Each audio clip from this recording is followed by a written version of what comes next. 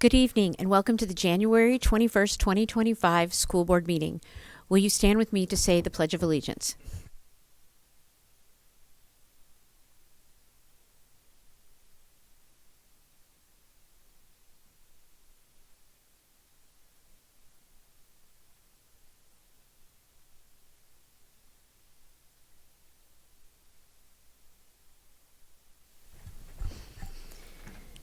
Well, we are glad to have people here this evening for our first board meeting of 2025.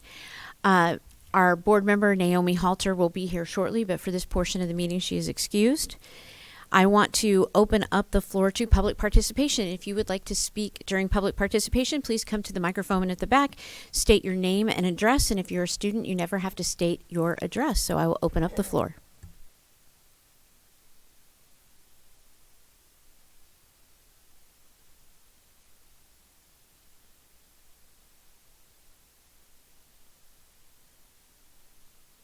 As always, we welcome the public to come and participate and to speak to the board. Moving on, I just wanted to note we have a little bit of a flip-flop in our agenda in deference to Naomi coming after her daughter's elementary concert tonight, but we will begin with our usual informational updates. So I'll turn it over to Bill. Thank you. Well, certainly, as we all know, we're very much into the presentations and questions and answers to the budget committee at this point in the budget process. I requested everybody watch the meetings, be informed, whether you support budgets or not support budgets, whether town or municipal budgets. We want you to have accurate information upon which to make decisions, not assumptions by individuals, and I don't refer to any particular statements or assumptions, but in many, many years in this profession, there are a lot of individuals who at this point in the year make statements that may or may not be entirely correct. Not meant to mislead people, but sometimes people need more information.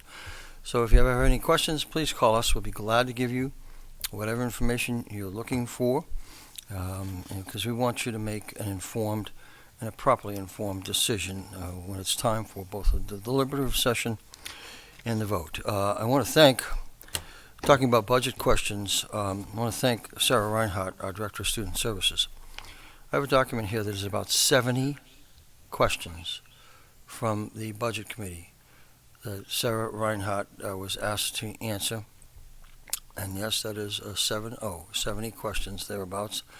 Some of these questions she was unable to answer because they represented a violation of FERPA, the Federal Education Rights Privacy Act. But thank you to her for putting together answers to many, many of the questions. Shortly we'll begin assembling the school calendar for the 2025-2026 school year. What we do not do is just take a prior year's calendar and just give it a facelift. We take a look at what our professional development obligations are. We talk with Amy in terms of what are the key PDs that we need to conduct during the course of the year that are curriculum related. As you know, we have mandatory PDs in suicide prevention and bullying that the state requires that we have to conduct. So we look very carefully at what the professional development schedule should look like. We want a calendar, as you know, several years ago we changed the calendar to be much more appealing in terms of appearance and readability. We include cultural and religious observance information. Every year we send out what's called a guide to religious and cultural observances to make sure that our staff is aware of the nature of a religious or a cultural observance, what a student experiences and a family experiences, to be cognizant of events, evening events on those important periods of time and days and weeks, to be cognizant of testing schedules and homework schedules, just to be respectful of what families realize in terms of their cultural and religious observances, and that has worked out very well. We want to make sure we calculate the high school graduation date very carefully, what parent conference days should look like. We talk with the town also in terms of election days. What days might we not want to have school, or we might want to have a professional development day with no students in. We want to make sure that we adhere to collective bargaining agreements in terms of what those may contain in terms of the nature and the number of PD days. We want to try and figure out what transition days would look like. As you know, we have a 2-hour delay that we implemented a couple of years ago, which has worked out well. That has allowed students transitioning from one school to a new school a couple of hours of time to learn the routines, to discover the building to the greatest extent they can.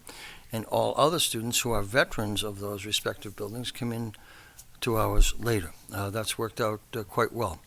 We want to build in kindergarten registration. We're going to have a questionnaire, incidentally, for parent and staff input again this year. And we need to make sure that our calendar is aligned as much as possible with those career technical education centers, so that we're not off for a week when they're in school and vice versa. So we do that. We'll be having a discussion about that in one of our South Central Regional Superintendents meetings coming up in the next month. I'm going to ask that to be put on the agenda so that we make sure that all of our students in Merrimack have maximum opportunity to participate in those very, very valuable vocational programs. And so there's a lot that goes into the calendar, a lot of thought, a lot of work. We, as of right now, and watch, we're going to have watch. Now we'll have 10 different snowstorms. As of right now, our last day of school is still scheduled for the 18th of June, and I will be calculating as we get a little bit deeper into the year the number of hours to see if we might be able to shave a couple of days off that. But usually when I say that, then we have 5 no school days down the road, and we're hoping that's not going to happen. It's cold out right now, but buildings are well heated, well maintained, and looking forward to getting through a second half of the school year. It's hard to believe that we're already approaching the midpoint. It's been progressing quickly, and we look forward to working with everyone for the very strong and very successful remaining 5 months of the year. And that is it.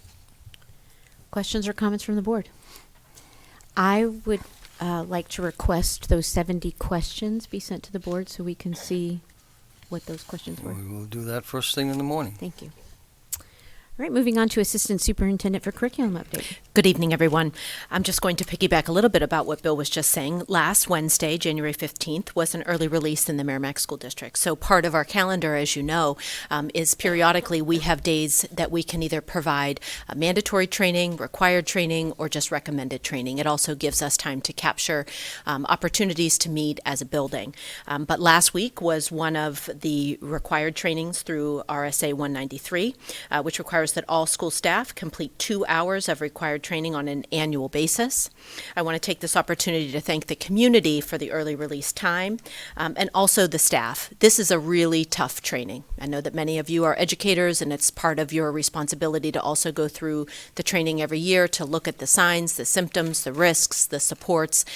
It is a tough training, and our staff does complete that training with such professionalism and care. So thank you, and as we look to draft a calendar again next year, I'm hoping to continue with those early release days. Questions or comments? Assistant Superintendent for Business Update. Thank you very much. We've been very busy as of late dealing with requests for information in regards to the budget and the conversations we've been having on that. There's been a lot of discussions at the budget committee level. We look forward to hearing from them and hearing their ideas, opinions, and everything that goes into what we call our process of creating an operating budget at the end of the day. We do have a potential roof warrant article perhaps on the ballot if you choose to do so, and we have been getting bids in right now. So we've gotten some sealed bids. We do that every single year, and if we keep up with the roof replacement program in the next 5 years, it's going to drop off, and we'll have a 10-year period where we won't have to do any roofs. So that might be, and I've said it before, but that might be a nice spot to create a capital reserve account or add to an existing capital reserve account that we have for roof replacement that has $3,000 in it and build it up over the next 10 years. So we don't have to, keep raising the same amount of money every single year. It may be a strategy. I know people talk that we don't take advantage of capital reserve accounts as much as we should.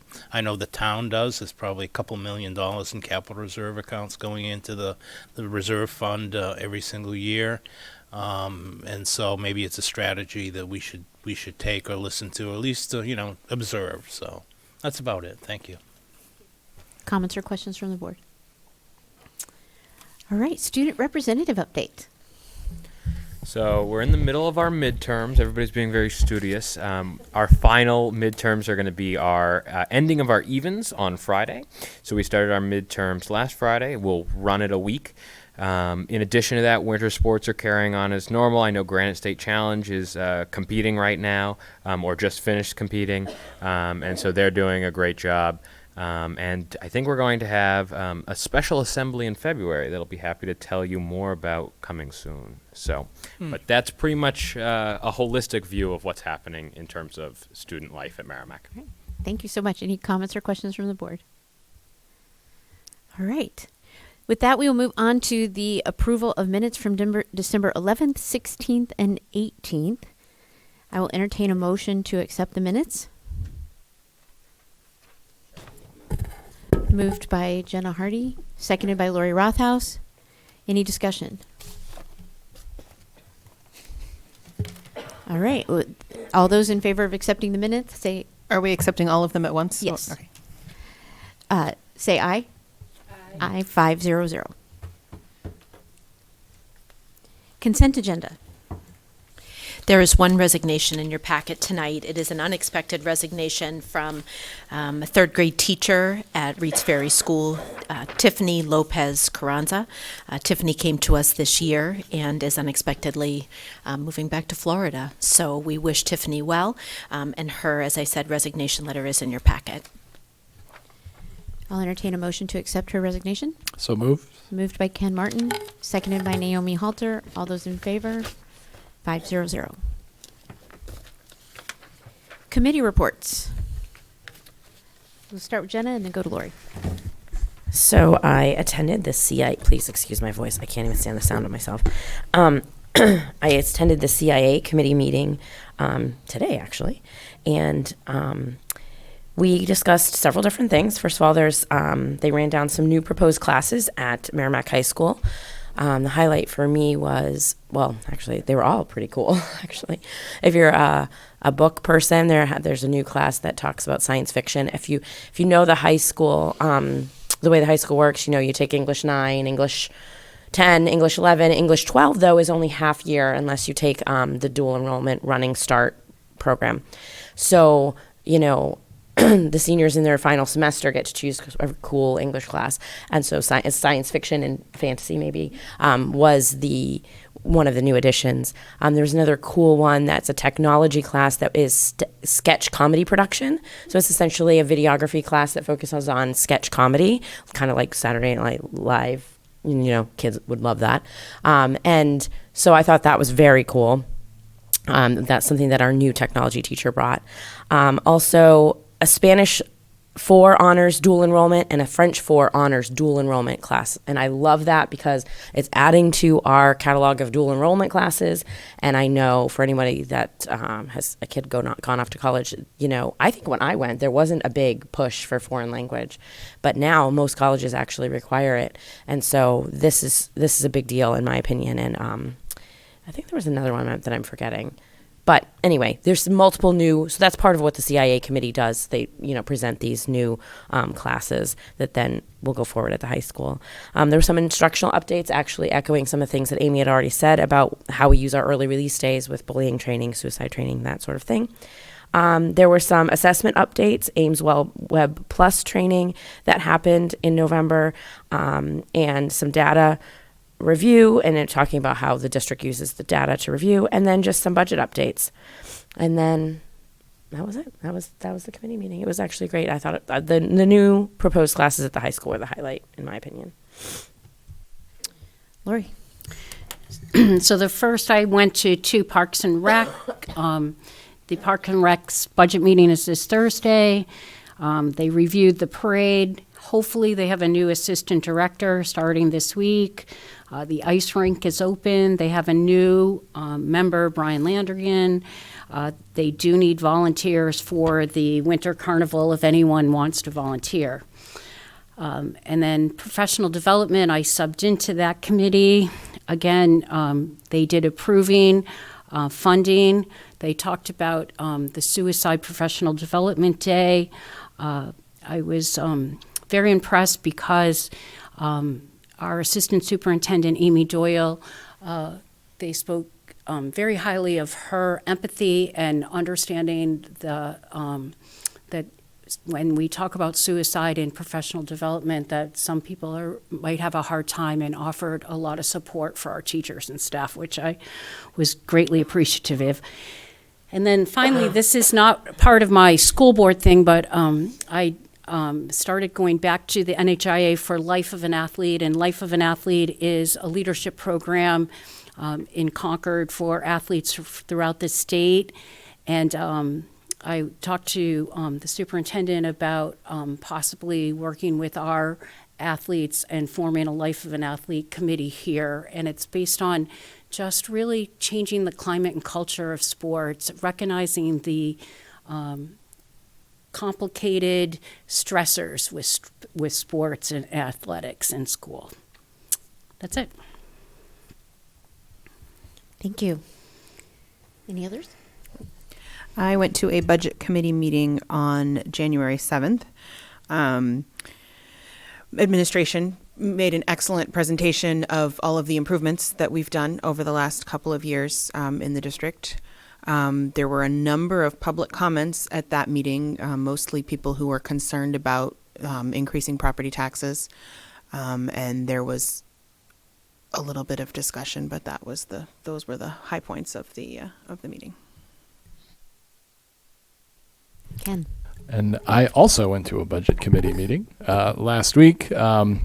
Lots of public comment regarding support of the budget of our schools here, and a lot of getting into the weeds about what these numbers mean and how to get access to them, and lots of discussion from the committee members about just trying to put our budget together. So, and that can all be watched on Merrimack TV for those at home. Thank you. Moving on to correspondence, I will begin. I had a number of parent concerns and questions, and I forwarded those to the appropriate people. We were supposed to have a Rotary presentation. You may have seen that in your original agenda. We've had to postpone that.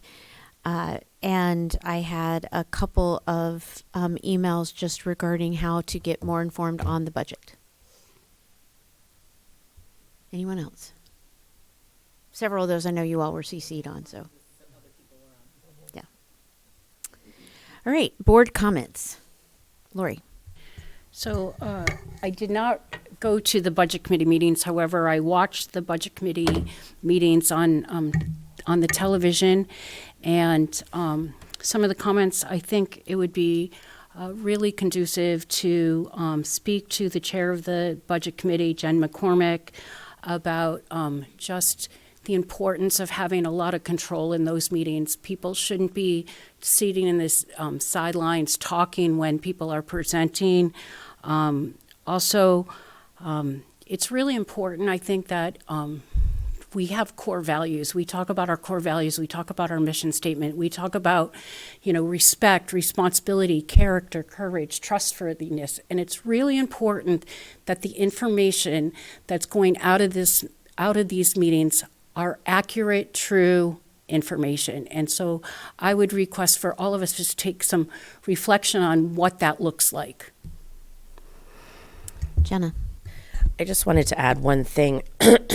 In our CIA committee meeting today, as we're talking about these awesome classes, the idea of textbooks came up. And one of my questions came out of the discussion at the budget committee, that the default budget is built, only with things that are year-to-year expenses, but why are textbooks in there? For many of us, that was obvious, right? They're in there because as a school district, we have to buy textbooks every year. But that was a perfect example of why, because sometimes we are starting new classes at the high school, and that will require, especially when we're doing a dual enrollment, we have to comply with the other, in this case SNHU, right? So we have to use a certain textbook probably in order to teach that class as a dual enrollment. So there are classes at the high school that come up every year, and we want there to be new offerings at the high school. We want our program of studies to be broad and exciting and interesting to students and to challenge them. So that is why there have to be textbooks built in, never mind the consumables at the elementary level and whatever. That was a perfect example of why textbooks do have to be in the default budget.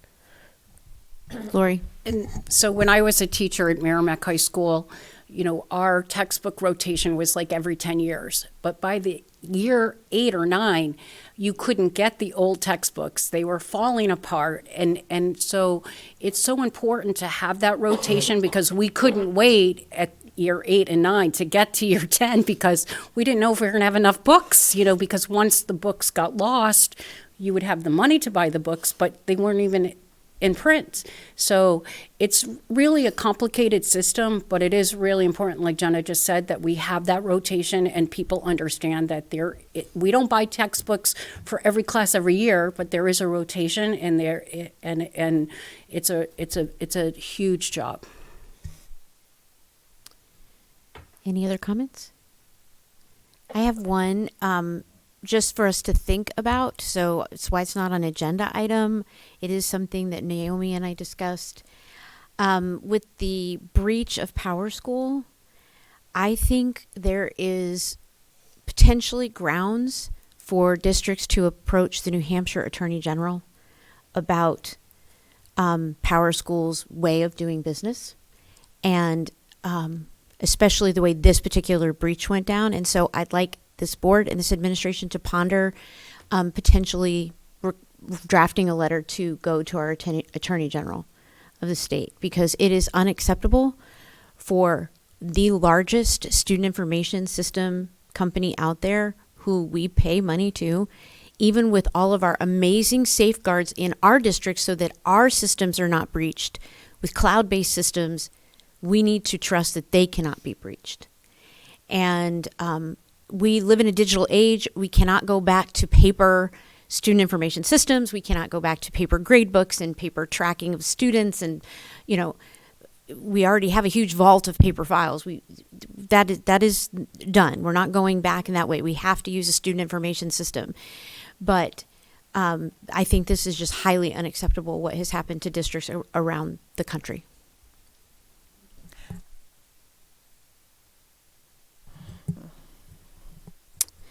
All right, old business. Is there any old business for the board? Okay, we will move on to a presentation that was done at the Budget Committee, but I think is so important and very exciting, our improvement to the Merrimack School District presentation. Thank you, Lori. Naomi, as you mentioned a while back, we were asked by the chair of the Budget Committee to share with that particular committee some of the improvements that have been made to our school district over the last 3 years. And those improvements have been accomplished by all of us working together. School board, Budget Committee, the voters in the town, and our staff. We are a school district that is constantly looking to improve. We are establishing our priorities. As you know, we establish our goals, our priority goals each year with a goal-setting meeting. We have put together a strategic plan, 3-year strategic plan. But I'd like to think we have accomplished an awful lot in the last 3 years, and I want to share that with you and once again with the community in this particular budget forum. So we have several categories. First is operational improvements. We've had many aging policies that we have been working on. We're going to actually accelerate the rate at which we're going to bring policies, either new policies or revised policies, required policies, to you over the next year. But we have done a lot of work. You have spent a lot of time in terms of reviewing, drafting. We've had our legal counsel review them. But these are extraordinarily important policies for us to maintain our operating procedures, and regulations that accompany those. We did a major update to our student handbooks, which had not been done in a while when I first started here. Those need to be updated every year for any statutory changes, whether it be federal or state changes in nature, because we need to make sure we have the most accurate information for parents and students. As I said, we initiated with you the annual goal setting process, which I think this past year was particularly effective. It was facilitated by a person I've known for many years in this profession, and is a very well published and a highly respected person who kept our conversation going, kept our conversation focused, and we ultimately established our priority goals. We worked with about 30 members of our staff and the community, and committee members, community school board members, and drafted a 3-year strategic plan, which we will be giving you an update periodically throughout the year in terms of what we're working on. We had meetings with our staff prior to the development of the budget to discuss the strengths and needs of our district, the strengths and needs of our students. It's interesting because when I began 3 years ago, this was something I had done in a prior district in which I worked. And the staff has appreciated that very much. Amy and Matt and Melissa and I all meet with the staff. The first year received some interesting comments that from people saying, I've worked here 15 years, I've worked here 25 years, I've worked here 32 years. And this is the first time a superintendent and assistant superintendents have come to ask what's important to us, what our students are accomplishing, where they're struggling, and what we need to work on. And so we're asking them to be with the students every single day, to understand them, to provide instructional programs, employ pedagogical skills in the best interest of students, and we listen to them. Okay, it's important that we listen to them. We refocused, very importantly, our service learning project. As you know, this was a project that's in the collective bargaining agreement that provides money for teachers to grow and develop in a manner that meets the goals and objectives of the school department at the discretion of the superintendent or designee. This is a program whose intent began to wander a little bit over a period of about probably 10 years, to the point where it was funding items that really weren't, in my opinion, professional development in nature, and particularly focused on the needs of students and the curriculum. And so we refocused it. We repurposed this particular program. We have a new application, a new review process.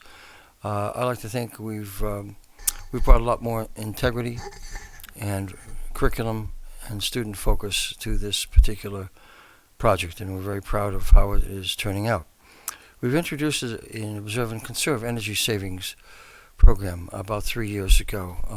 Many years ago, I met with a gentleman who has worked with the Department of Energy and who has written several books on energy conservation. And the long and the short of energy conservation is oftentimes it's human habit and human practices that determine how much energy is consumed or not consumed. And so we've provided a list each fall of energy-saving measures that our staff can employ. We always encourage them to provide suggestions also.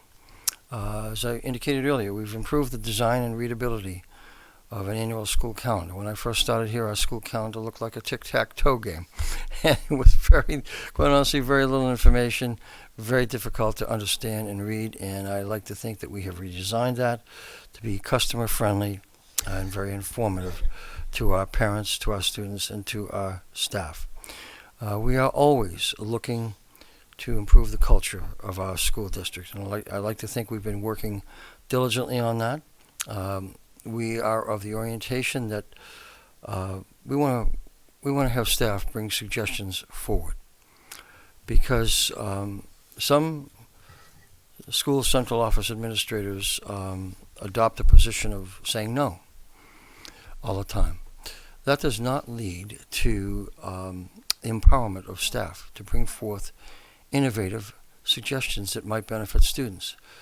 And so our feeling is that we want to hear your ideas, we want to encourage your ideas. If they are consistent with what our goals and objectives are, with what our mission is, then let's try it. okay? Particularly if it doesn't involve any incremental cost to the taxpayers.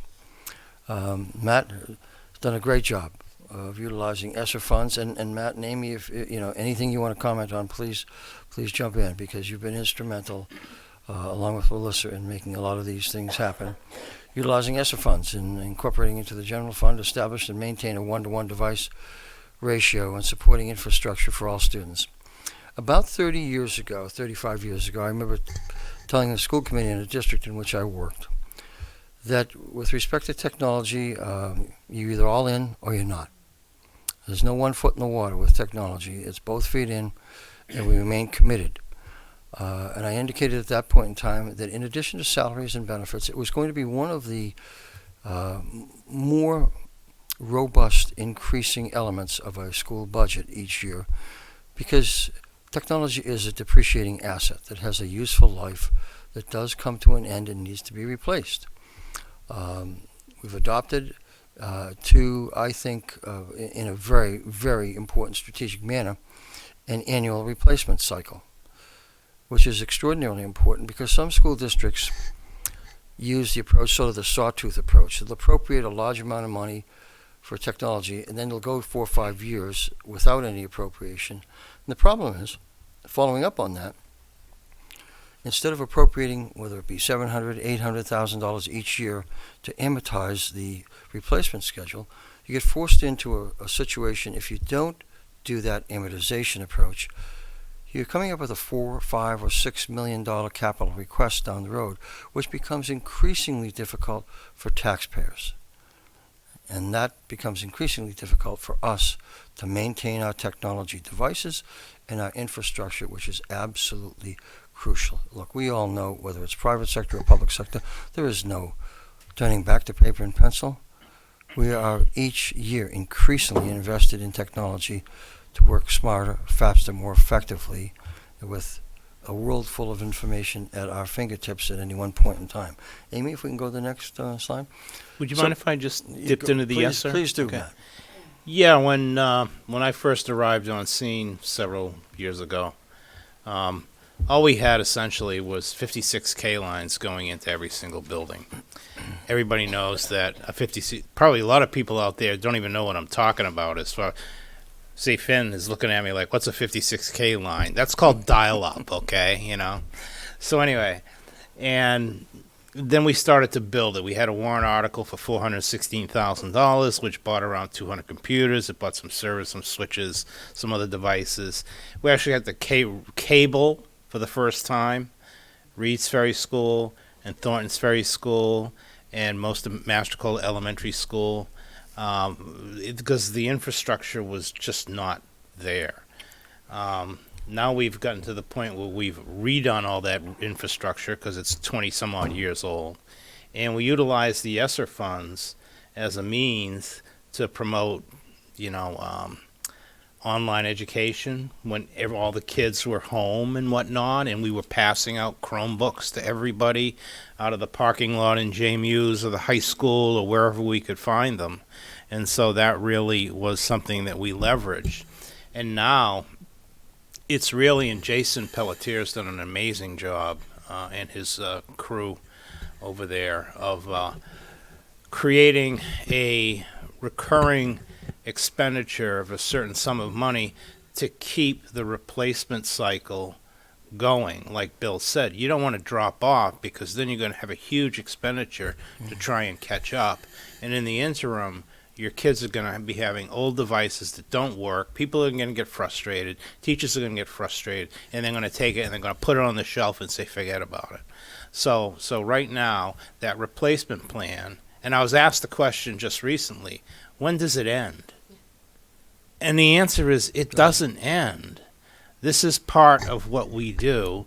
It's kind of like, what do we do as a school district? We buy instructional materials.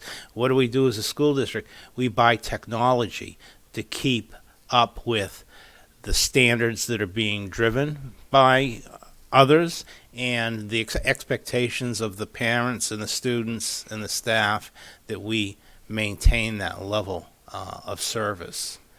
So I just want to thank you, Bill, for letting me just kind of jump in there a little bit. Well, you've been instrumental with it, Matt, and I applaud you for that. And we talk about curriculum and student-focused improvements, which really have been at the heart of what we have done, and most certainly with Amy at the helm here.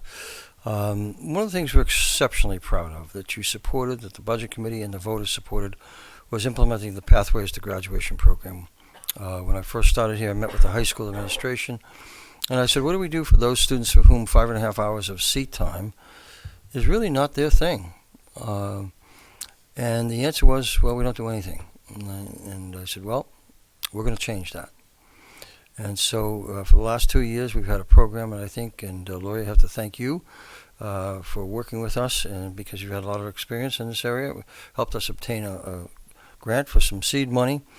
And last year, we had 12 students graduate who otherwise would have dropped out of high school. We're on path for another very successful year. We've expanded the extended learning opportunities, great opportunities for students. And we are exceptionally proud, not only of the program, but we're exceptionally proud of the students who have stuck with it and decided that, you know what, a high school diploma is important to me, and I'm going to complete it instead of dropping out. And so we congratulate them greatly.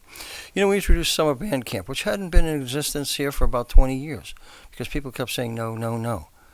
Well, it's a very, very important program. We've improved the theater arts program, which is also exceptionally important to the development of students and their repertoire of skills. We've developed with the New Hampshire Learning Institute course competencies. We're looking to centralize the preschool program. Now, here's sort of a nuance, an efficiency nuance that not a lot of people pay attention to, but this is to, as Matt just used the term leverage the talent of our staff, leverage the ability of the utilization of specialists, whether it's occupational therapist, physical therapist, speech therapist, in one centralized location instead of decentralized. Something that a lot of people may not pay attention to, but it's a move that we're hoping brings great efficiency, not only cost-wise, but also from an instructional efficacy perspective. I'm going to stop with that one because Amy has really done, as you know, an extraordinary job addressing the rest of these items on the sheet, so I'm going to turn it over to her. I feel like many of you have been with me along this journey. So we have talked a lot about the importance to have robust progress monitoring systems for our students. We had shifted from STAR to iReady so that we could also add the iReady MyPath, and that would help students to be able to both fill academic gaps and also to enrich and advance beyond maybe their particular grade level. We've implemented the PSATs in grades 9 and 10. Prior to that, there was no progress monitoring tool at all at the high school. And so we've been able to implement that, I think, to having some very significant returns. Those department heads and teachers there are using that information to be able to target their instruction in more efficient ways. We recently, this year, added AIMSweb Plus for students that are receiving intervention. That includes special education. And as we look at some of the curriculum improvements, I know that these questions have come up a lot during the budget committee conversations about the cost associated with primarily switching from a balanced literacy approach to a structured literacy approach. I feel like we've talked about it a lot. I've tried to present about it a lot. But like Bill said earlier, I would encourage people to continue to ask questions if they're wondering about those purchases. And, I found myself after the last couple of meetings just really thinking, even if we would have stayed with balanced literacy, there still would have been cost associated with those pieces. So I just want to talk a little bit about when you shift from a balanced literacy approach to structured literacy, there really isn't a way to crosswalk a lot of those materials. So you're starting with word recognition as early as kindergarten. We implemented a program called Haggerty, which targets phonemic awareness. That's the early literacy skills. Then students in kindergarten through grade 3 work in a program called Foundations. That's phonics. So if you think about the techie words, decoding and encoding, so being able to read a word, spelling, handwriting, and Foundations also has a component related to fluency. So if you think about, I've learned to read the word and then I'm practicing it in very targeted ways. So geodes are decodable readers that enable students to practice their skills.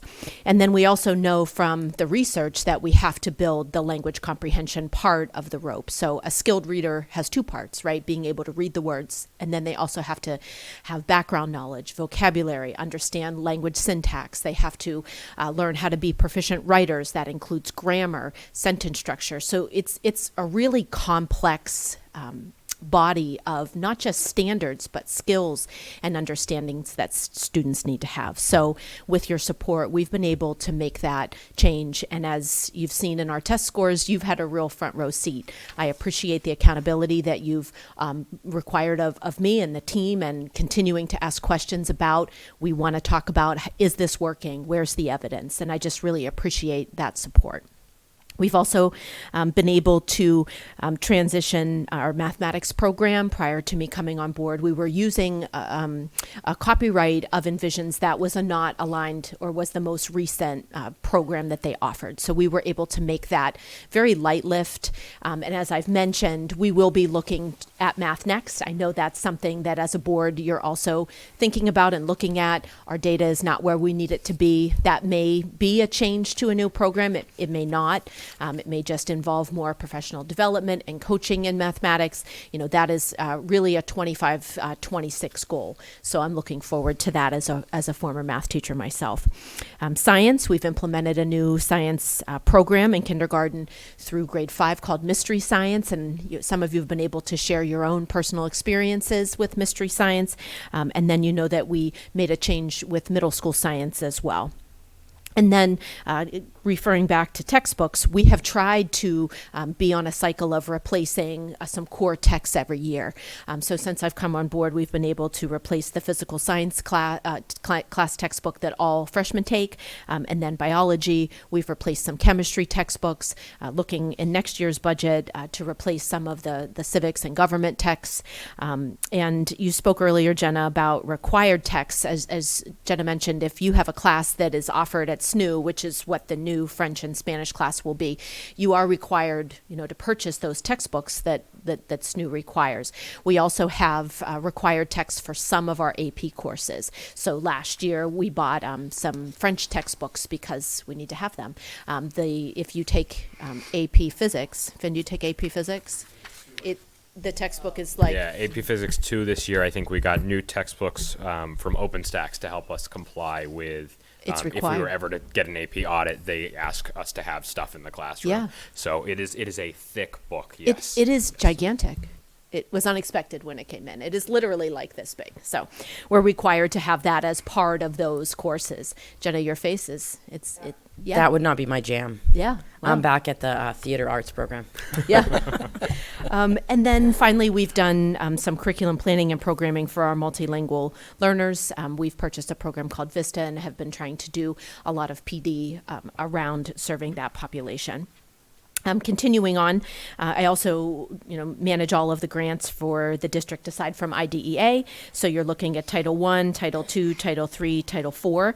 And in the turnover, we had stopped digging into Title III funds. That is for your multilingual learners. So I was able to work with that team to update our federal compliance manual. That's posted on our website for those of you that are interested in learning more about that. And we've also been able to improve our systems, practices, and procedures after we've been audited multiple times by the New Hampshire Department of Education. Mm-hmm. We're getting ready to do a fiscal audit, and then special ed is also being audited right now. So we take those as opportunities to learn. And then finally, we've been able to expand our summer learning opportunities to provide academic support to our at-risk students. So we know that IDEA requires us to provide extended school year programming to students that would demonstrate regression, but we were really trying to get ahead of that and to keep students from being referred to special ed. You know that the cost to educate a student in a special education environment is much more costly than in a regular ed setting, and a lot of the Tier 1 programs that we have implemented, again, looking at Hagerty, Foundations, Wit and Wisdom, those pieces, we will start to see our referrals to special education decrease because we are providing specialized targeted instruction in the regular ed setting. Students don't have to be referred to special ed to be taught phonics. They're being taught phonics every day now, which I think I'm very proud of that work and appreciative of your support. I just want to tag on to that last one. That was a change in our budget. If you all recall, we had to increase the budget to have those expanded summer options, first as a response to COVID and the learning loss from COVID, but we saw how effective it was for those at-risk students that we kept that expansion in the budget, and now it is part of the DNA of our district.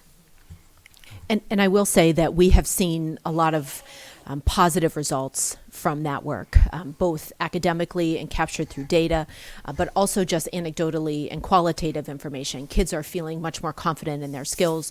We invited any student that wasn't meeting grade level standards or failed a course that was not in special ed. So you're really looking at that cusp student, the students that are in between. They don't qualify for special education. Perhaps they don't have a learning disability, but they need extra help. And we have such a tremendous staff here that was willing to give up, many days in the summer to come in and meet students where they were and fill gaps. And it is really, if you ever see the schools in the summertime, much to Matt and Tom's chagrin, they are full of students, even though he would like to clean the classrooms.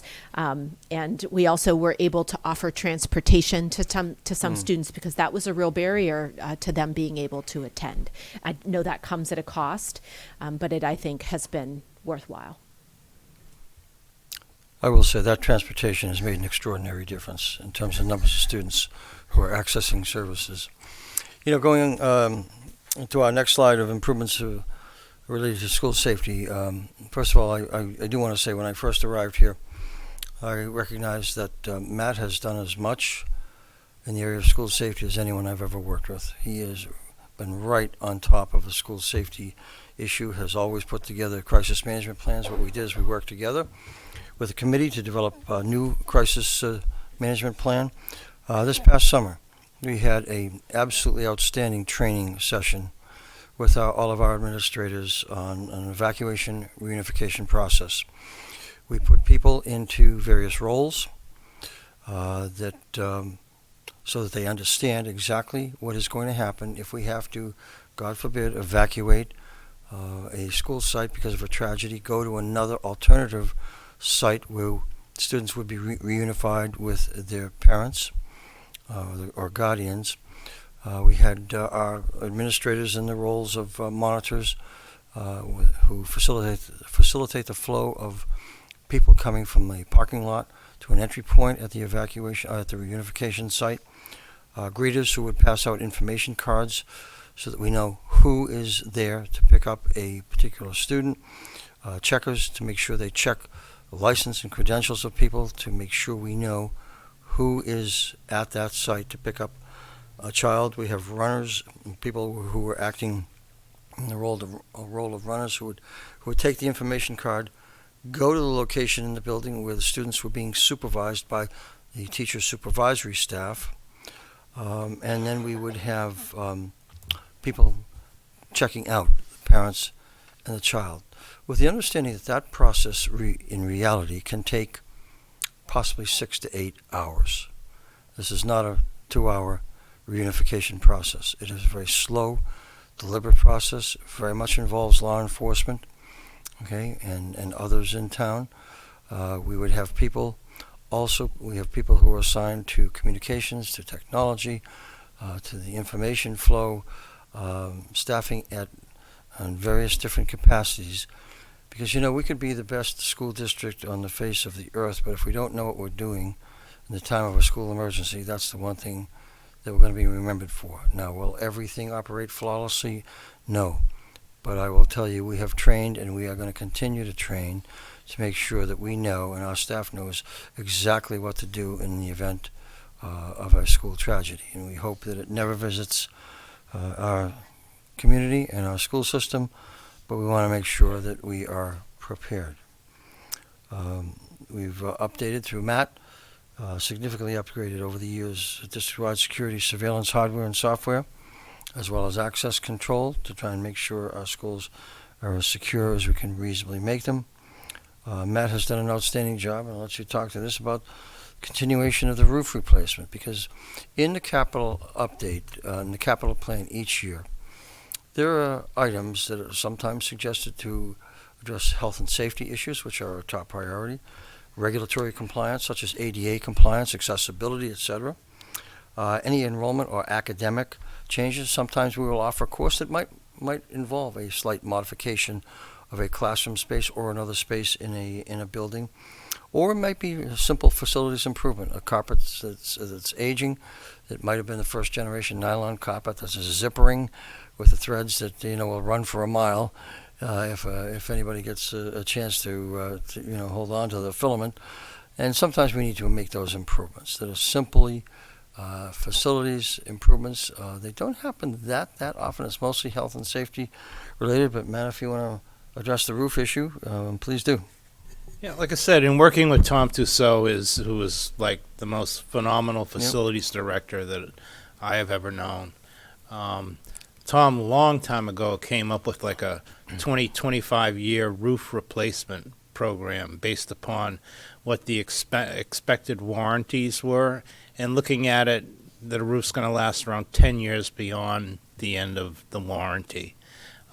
We have 11 acres of roofs, and because of the constructions of the buildings being built at various times in various years, they're in different sections because all these buildings were built in different sections.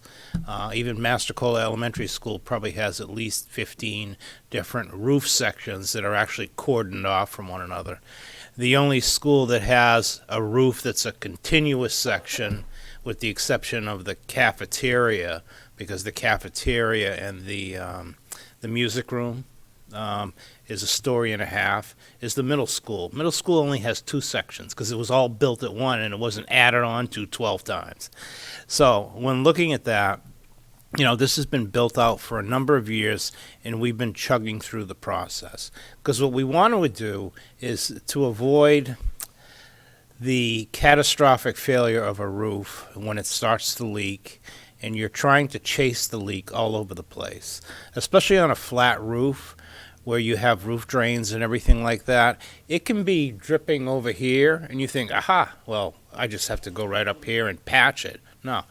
The leak can actually come like from the east wing. That's the east wing. This is the west wing, isn't it? Yeah. The east wing of the building all the way over and just travel along the bar joists, and then all of a sudden find a spot where it's going to drip down.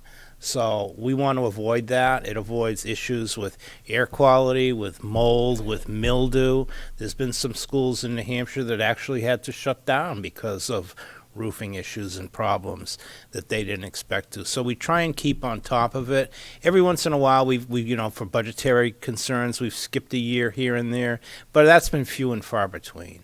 And so as we keep going through this, we're going to get to a point where most of the roofs that you're going to be seeing, their warranties are going to end. It's like a 40-year roof when we put them on, 45-year warranty. So it's something that you won't have to worry about for a very long time.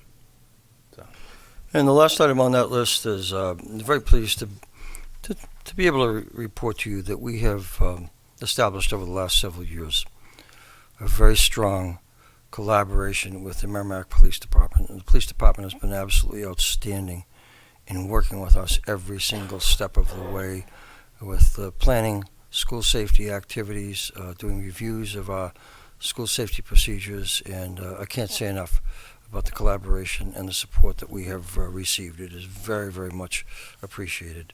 So, Amy? So I'll do the first few and let Amy finish up, since some of them are curriculum related. We've in the process of updating job descriptions. A lot of our job descriptions go back to the 1970s on the old mimeograph runoffs with mimeograph blue ink, and that just can't continue. We have developed an administrator evaluation process and instrument that we use on an annual basis. We have proposed and implemented the K-4 reading interventionists, once again with your support, the Budget Committee support, and the voters' support. The importance of this, and I have lots of experience with this is an interim step between the regular classroom environment and special education. Not every child has a learning disability that requires an IEP. sometimes they need some additional work. And these are the people who work with as many children as they can in terms of literacy skills, and they pay dividends. Many years ago, in a former school district that I worked, we invested heavily in interventionists at the early elementary level, and our scores skyrocketed. And lots of superintendents in the area would say to me, "What are you doing that's different? And how come the kids in Westford are achieving at such high levels?" And the first question I would ask them is, "Do you have early intervention services?" And a lot of them said no. And I said, "Well, that's where you invest your money." And so do we need to do more of this? Yes.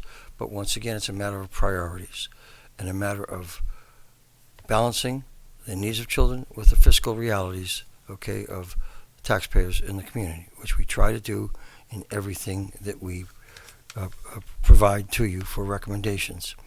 We've improved the human resource process, including electronic contracts and digitized employee files, as where Melissa Fazlick, our absolutely outstanding Director of Human Resources, has been instrumental. And I'm going to let Amy finish off the rest in terms of high-quality professional development, mentoring, teacher evaluation, everything in between.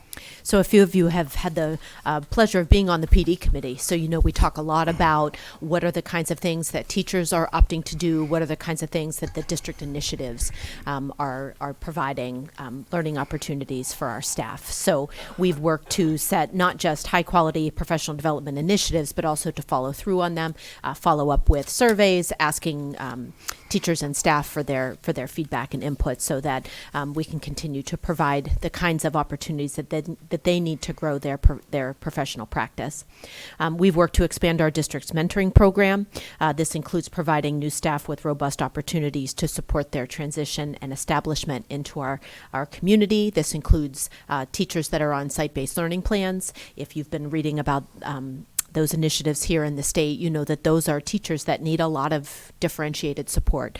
Often they did not go to school to be a teacher, so you're looking at providing them explicit support in how to do planning, preparation, how to provide assessment, what are communication styles with parents and other teachers. So there's a lot of work that's poured in to ensuring that teachers here in Merrimack transition into our environment and that they're able to be successful. Last year, we worked with the Merrimack Teachers Association to revise and update our teacher evaluation model. This had included new expectations for walkthroughs, formal and informal observations, and summative evaluations. And I really just want to take another opportunity to thank the folks that were on that committee. It was a lot of work, and I really feel like we have a product now that is supportive of staff as well as administration to be able to provide feedback. And then finally, again, talking about those early release days. When we can embed them into the calendar, we provide ourselves opportunity to be flexible and nimble and responsive to the needs that present themselves. So I hope that you have, and the public, has seen the improvements as a very positive step forward. And the growth of this school district with respect to our responsiveness to the needs of students is always going to be paramount. However, I do want to say, look, none of us likes to pay taxes, and that's the reality of the situation. We don't propose issues to see how we can spend taxpayers' money. Our responsibility is to find out how our students are doing, what we're strong with, and what we need to improve at, and to act accordingly. We don't try to propose outlandish programs, services, additional personnel. We pick our priorities, and you do also, in terms of what's reasonable, what we think is reasonable, and what, according to one of the budget committee members, would say last year, what provides the best return on investment. And that's what we try to propose, with the understanding that, yes, it may cost a little bit more, may require a little bit more money being budgeted in the budget. But our responsibility is to make sure we develop students who are very competitive in the world, that they're ready for either college or career. We want them to be able to know what they're doing and be able to implement good decisions and make good decisions in life. And so sometimes that comes at a cost. But I'd like the taxpayers to know that please know that we are always, always, always cognizant of the fact that monies are not unlimited. And their monies, their personal incomes are not unlimited. We're just trying to make strategic improvements to this school district. I think this presentation shows you that we're committed to doing that. And we will continue to represent students and do our best also to represent the best interests of the taxpayers in this community. Questions or comments from the board? Naomi. I just jotted this down. I have a couple things. I just jotted this down when Matt, you were talking about technology, and you were talking about how people expect that one-to-one device, and you mentioned parents, and you mentioned a few other things. And I wanted to highlight, I didn't hear you mention employers are looking for graduates who are able to use that technology and are familiar with that technology, and colleges are looking for graduates who are able to use that technology and are familiar with that technology. So this investment we have going in technology it's not just important because it's the new thing to do and because the parents want it. It's important because that's what the market is demanding of us. That is how we are setting our students from Merrimack up to succeed and be productive members of society. This is not optional anymore. This is the way the world is. And I wanted to really emphasize that. And I'm glad you started the conversation. The other thing, and I was going to share this later when we were talking about other things, but I thought this was an appropriate time to do it, was when I was just sort of thinking about the whole budget process and people are sort of questioning, how are we doing? You talk about all these things we do, we're spending money on them. And so I looked up New Hampshire statewide assessment scores over the weekend. And I would like to point out that our literacy scores, I'm not going to go in a whole thing where I explain how these work. It's going to sound, I'm going to say that in 2022 we had 52% proficient, and that's a scary number. Like you feel like you want that number to be higher, right? And I'm not going to go into the details of why that number is and all of that, but what I do want to point out is in 2022 we had 52% proficiency. In 2023 we had 54% proficiency, and in 2024 we had 59% proficiency. That's going up, and that's because of all these changes that we've implemented. And the other thing I was going to point out later is the state average in 2002 was 51% proficiency, so we were 1% above the state average. In 2023, it was 52%, so they only went up 1%. We went up 2% to 54. And then in 2024, the state only went up another 1% to 53, and here we are sitting at 59. That's like really statistically significant changes right there. That's not like variables of something. That's because we did a thing and it's working. And I just want to highlight that. There were actually, the gains in science were even more impressive. And math, we had some little gains, but not as big as science and ELA. So I'm excited that math is going to be kind of next on our radar. But I think that highlights the fact that we've invested in reading and science, and we've yet to invest in math. So that's significant. Lori and then Ken. And I just want to say, so the state of New Hampshire usually beats national averages. So when we look at national average, so when we talk about New Hampshire, I think most recently was fourth in education nationally. So when we beat the state average, we're also beating the national averages, because New Hampshire is a state that does very well in education. So I'm going to add something else. yeah, so I just wanted to point that out. So when people are trying to, well, how are we doing, with the national?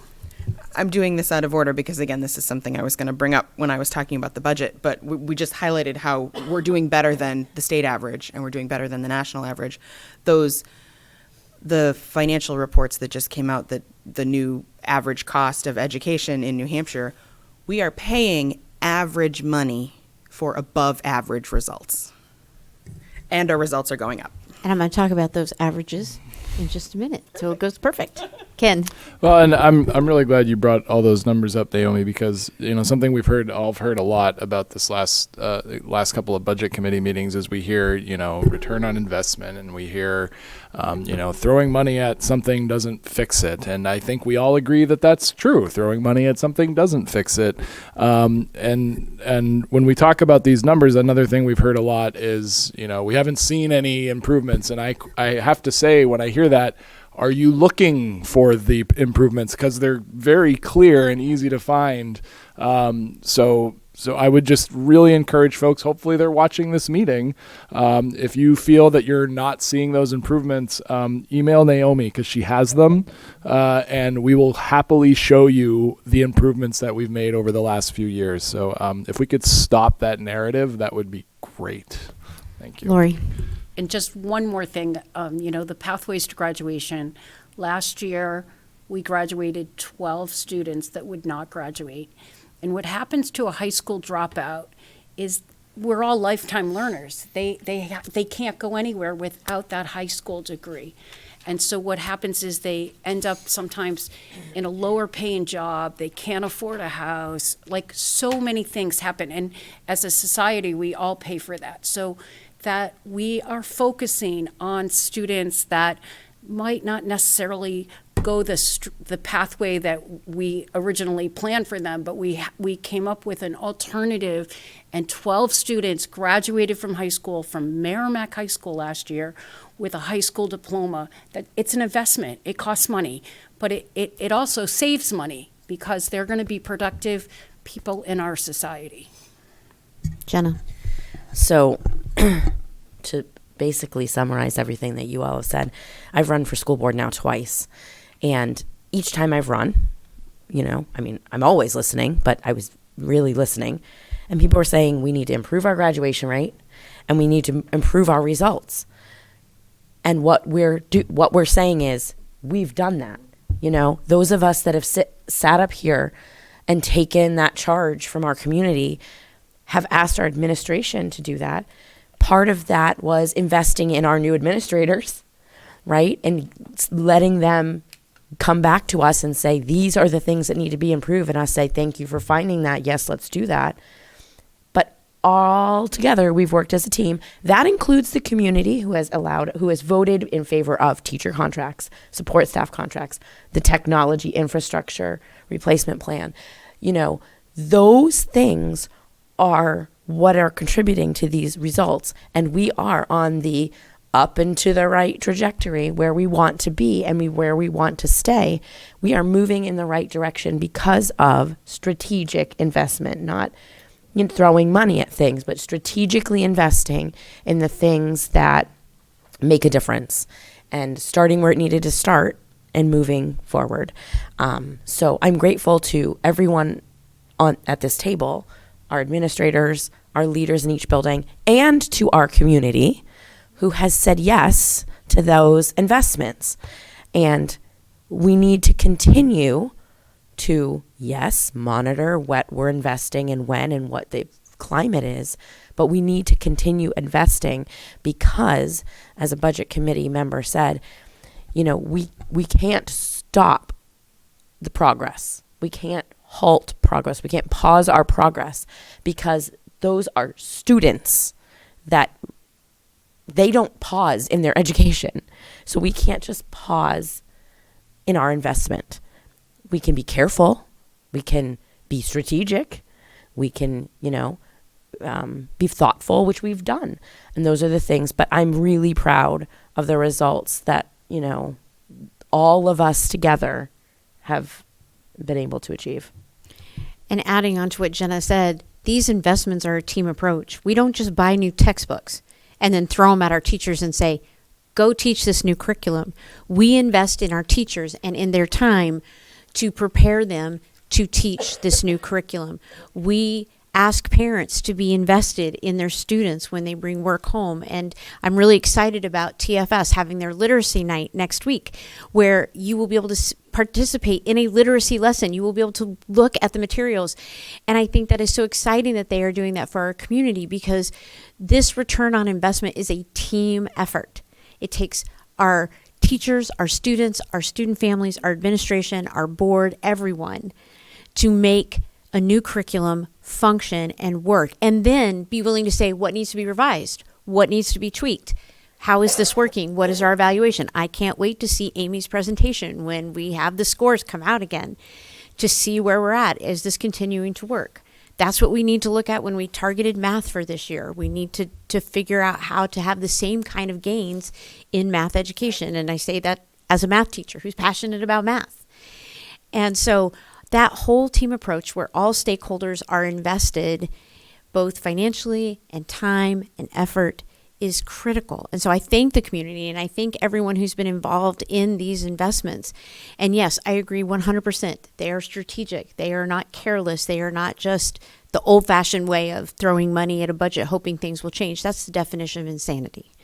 We have taken a very strategic and data-informed choice in these decisions to see these improvements. And again, the PowerPoint that Amy presented last summer, it's on the front page of the website and it has the data to show.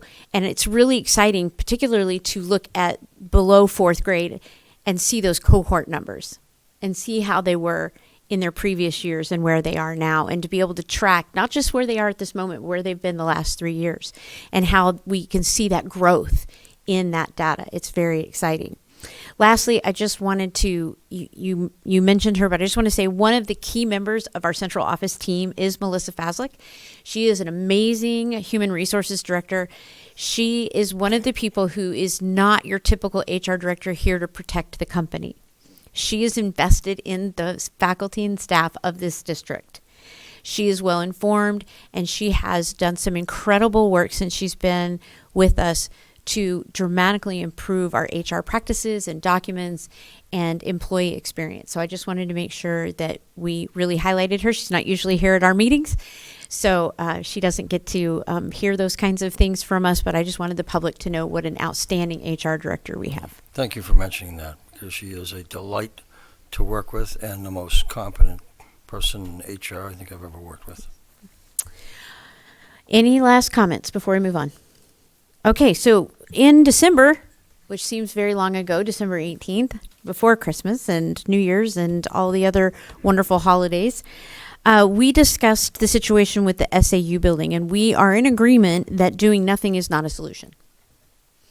So we had asked the possibility of a capital reserve fund, again, a taxpayer suggestion that we have heard a number of times. And so there are legal limits to school districts about capital reserve funds. And we asked Matt to bring to us a lawful warrant article to address a capital reserve fund for the SAU building. So I'm going to give it over to Matt. Yeah, sure. Like I said, it's been talked that we don't utilize these enough, and I kind of agree, because we don't utilize these enough. But this is not to build the central office. This is not to utilize all the money in school surplus to build the central office. This is the start of putting money aside to get to that eventually. And so it basically reads, shall the district establish a capital reserve fund on the provisions of RSA 35:1 to be known as the Administrative Office Development Fund for the purpose of construction and original equipping of an appropriate office space located in the district, to include but not limited to the superintendent services, student wellness, technology, business operations, and human resources, and to raise and appropriate an amount of up to $750,000 from the unencumbered surplus funds remaining at the end of the school year 24-25, and transfer that amount to said fund and name the school boards as agents to expend. Notice it says from the unencumbered surplus, and the cap is $750,000.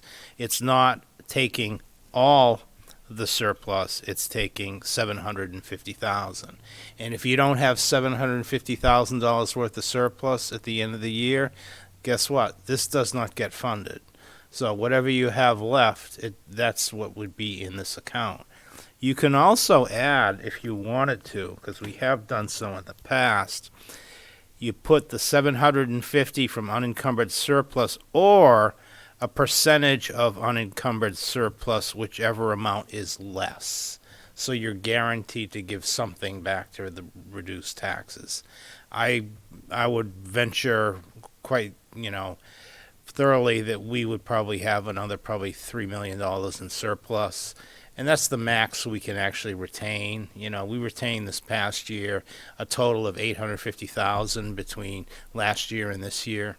And so this is what we would have as far as what would be left over from the surplus.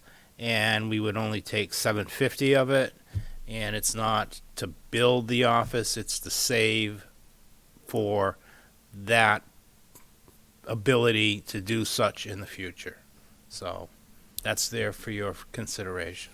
So we'll open up for discussion with the board.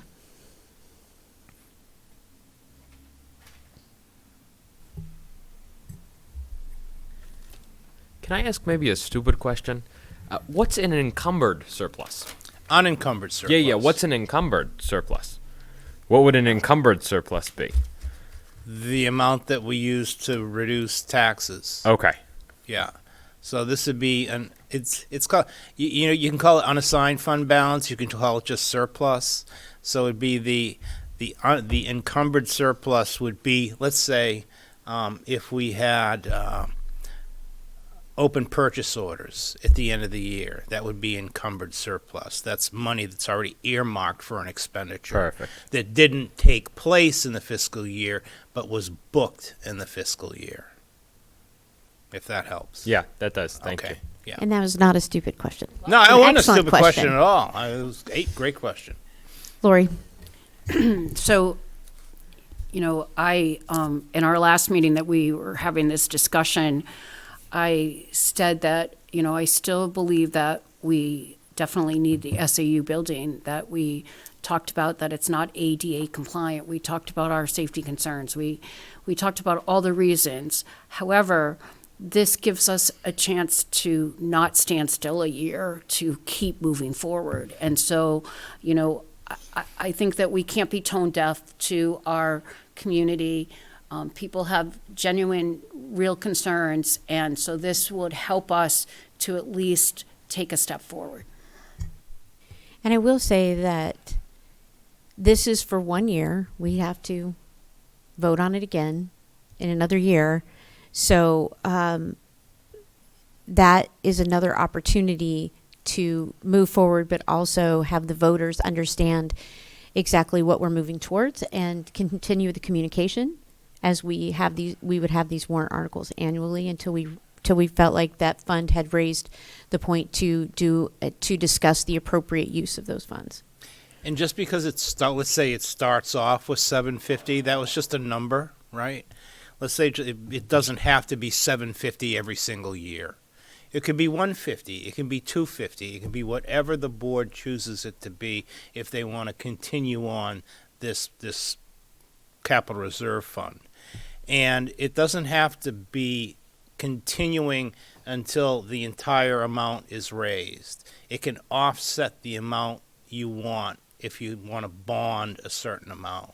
You can take this, pull it out, put it towards the amount of the bond, and reduce the amount that you have to borrow. Like a down payment on a house. It's exactly. Thank you. You just took all my, confusing, unencumbered whatever, and just say it's a down payment on a house. Thank you. I was going to say, instead of running out and getting a loan for our new car, we're starting a little account with some seed money for our new car, and we're going to save up for it over a number of years. Even better. Thanks, Finn. You got it going right now. All right. Well, is this something you would like the board to take a vote on tonight, or when we vote on the other warrant articles? It's usually with something like this. This is kind of new to the board. I think it'd be appropriate to wait when you vote on all the other warrant articles. I agree. Yeah. All right. So keep that in your packets and reread it again. We'll discuss it on the February 3rd board meeting. All right, moving on to a budget item discussion is what it's listed there. So I want to discuss a number of items. If you watched the budget committee meeting last week, these items were in part of my public comment. I did receive quite a bit of feedback about them, and people who wanted to see the materials that I had emailed or shown to the budget committee. And so I want to address a number of things. I know some people watch the board meeting and not the budget committee meetings, and vice versa, or some people watch both. But I thought this information would be really helpful as everyone is focused on the budget right now in our community. The first thing I want to discuss is the default budget. We as a board have not done a good job explaining how the default budget is calculated, what items are in it, what items are not, and how the default budget functions each year on the ballot. So I wanted to put up this Excel spreadsheet. The 2024-25 budget, as passed by the voters, was $91,301,349.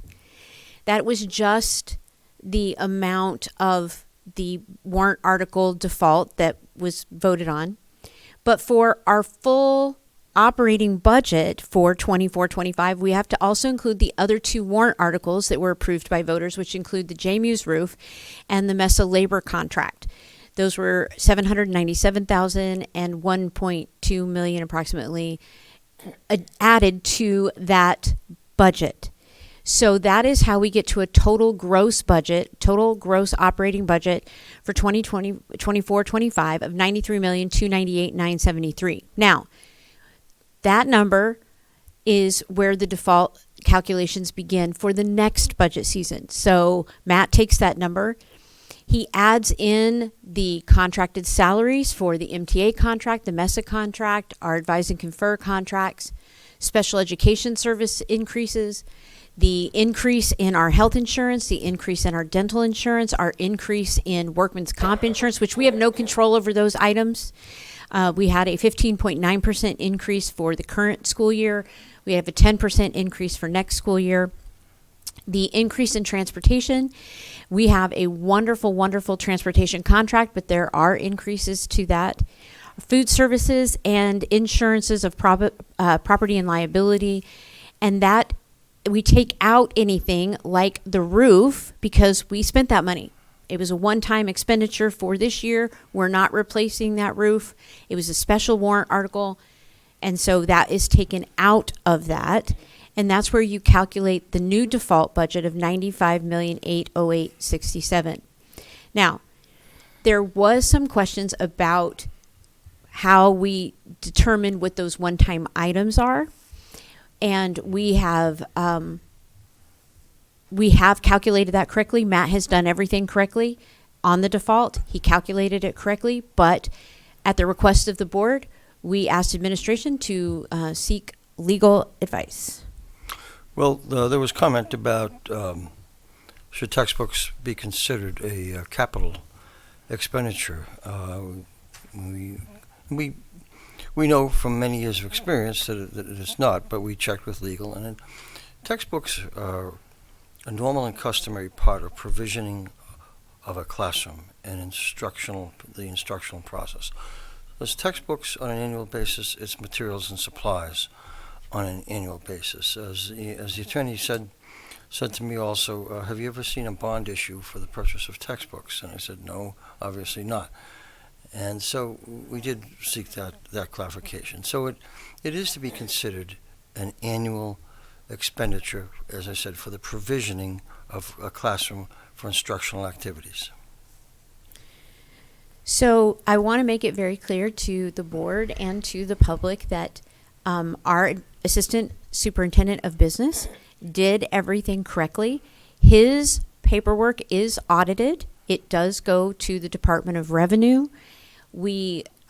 Now I want to clarify, our audits are fiscal audits. They are not necessarily efficiency audits, but if you've looked at the budget, we try to be as razor thin on anything discretionary that we can be.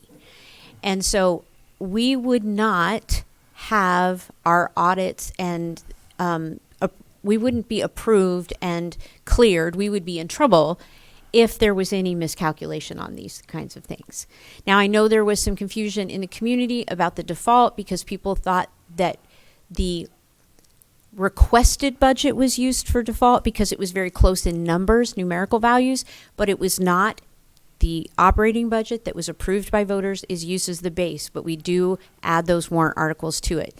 And then we take out the one-time expenditure of the JMU's roof. So I just wanted to make that very clear. Matt. Yeah, if it's the JMU's roof was a special warrant article. Special warrant articles are denoted as such, and they're taken out. They don't belong in the default budget. And also, just for point of clarification, the increase in salaries are for the support staff and for teachers. They do not include any increases for any administrative staff or any non-affiliated staff. So any raises that the principals get, assistant principals, any support staff that it's not covered by a union, that's not voted on by the legislative body, is not in that number. Thank you for that clarification. Because very that was a rule important. change around 3 years ago. Very good. Okay, the next thing I want to show, yes, go ahead, Lori. So I got a lot of feedback at the, after the budget meeting, and I just, this is such a great team, and this school board really works hard, but sometimes the board chair position becomes a little bit of a lightning rod, and I just want everyone in this community to know how fortunate we are to have such an intelligent, research-based, accountable, strong communicator, believes in public education. She's focused, she's results driven, she's trustworthy, she's a person of character, respect, she's responsible. She deeply takes this position very seriously. She represents all of us. She's a strong leader, and we're a team. All of us are a team, but she is our leader, and we all appreciate everything she does for us. Thank you, Lori Peters. Thank you, Lori. I appreciate that very much. Just gonna let the sirens go by. Make it more awkward. Okay. One of the respected budget committee members had shared a spreadsheet in the January 7th meeting about expenditures, just looking at expenditures. Now, let me clarify two things. First of all, just like your household budgets, you say this is what we think we're going to spend, and you budget for that, and maybe you don't spend something. Maybe you decide, we're going to save that money that we had budgeted for a vacation, and we're going to save it for a car, for example. But you budgeted for it. We know that with businesses, and the school district is a business, with budgets, we have to budget for what we are expecting to spend, and that includes such things as we have open positions. If you're listening, we have open positions for paraprofessionals. We have a number of positions on the website that are open, so we budget for those positions. Any position that is covered by a union contract, we must leave open, and we can't remove those from the budget. However, I wanted to take the budget committee members' numbers just on what we wrote checks for, what we expended, and adjust for inflation.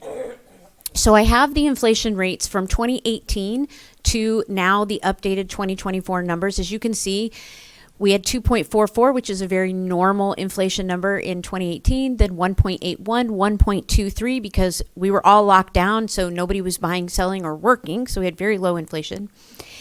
Then in 2021, we had inflation of 4.7.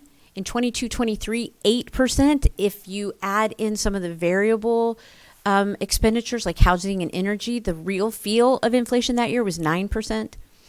Then we had 4.12%.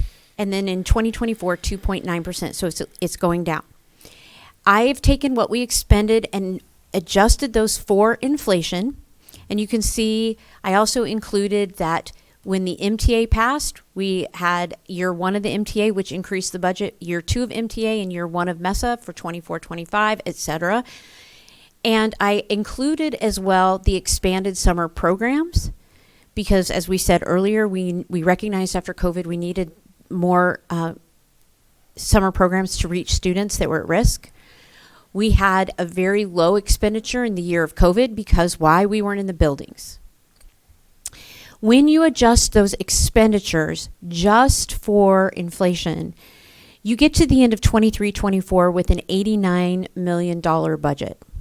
Once you add in our MTA and MESA contracts and adjust for 2024 inflation, and we don't know what we're going to expend this year, but let's just assume for a moment it's the full budget that was approved by the voters, and adjust it for 24 inflation, we would have a budget of $96,004,643. The requested budget this year is $96,823,198. Now, it's important to understand that adjusting for inflation does not take into account that health insurance is double and sometimes triple above inflation. And we don't have control over that. So when you take into consideration the massive increases in health insurance, and every family experiences this as well, our current administrative ask is equivalent to an adjusted for inflation budget. I'd also like to mention that in the year that we had 8% inflation, this board approved a budget that was only a 1.4% increase. Every budget that this board has approved has been below inflation. This board approved a budget that is at inflation. The voters of this town recognized that our teachers were severely underpaid, and it was affecting our ability to retain and attract high quality teachers. And the voters recognized that and adjusted the pay grid and adjusted their contract to make Merrimack competitive. The same was true for MESA. When we had wonderful, wonderful employees in custodial work, paraprofessionals, administrative assistants who could make more money at Dunkin's than working for us, the voters recognized that needed to be fixed. And it needed to account for inflation. So they voted to approve that contract as well. What is the purpose of this chart? To show that the budgets are not outpacing inflation. In fact, most of the time the budgets aren't even keeping up with inflation. And it's important, even with the $3 to $4 million surplus that may come back to the voters, and it does every year, the budgets are an inflationary issue as much as it is a funding issue. Okay, I have a little chart. You can look these up on the Federal Reserve's website. This is the Consumer Price Index for all consumers. You can see it goes back to well, no, this is the whole one. This one goes back to 1940 to the present. Prices always go up. And that's just the reality of life. My kids will not, as young adults, be buying a dozen eggs for $1.50. That's why we have chickens, because then we have our own eggs. But they won't see a $1.50 dozen like we just did 5 years ago, because prices always trend up. Yes, there are anomalies where there might be a significant dip. We saw that in 2008, but that came at a high price of our families in this country with the recession. That means everything this district purchases, copy paper, pencils, computers, technology, curriculum, is always going to go up. So there isn't a way to dramatically reduce the budget without dramatically reducing our personnel and our programs. And those are the heart and souls of education. So that's why that graph is there. I've also heard some budget committee members talk about administrators. So I did a little digging. This is just a sample. These are often the comparable districts that we mentioned that are similar to Merrimack, and look at their administrators, their principals, assistant principals, and district staff. All of these, except for Nashua, have the same number of district staff, the central office staff. They have the same principal and assistant principals at their elementary schools. It's at the high school we start to see differences. So in Hudson, they have 1,000 students in their high school. They have a principal, 3 assistant principals, and a dean of academics. That's an administrator position. In Amherst at Sahegan, they have 698 students. That's almost half the number of students we have in Merrimack. They have a principal, 3 assistant principals, and 2 deans. Londonderry High School has 1,400 students. They have a principal and 4 assistant principals. Bedford High School has 1,400 students. They have a principal, 1 assistant principal, and 3 deans.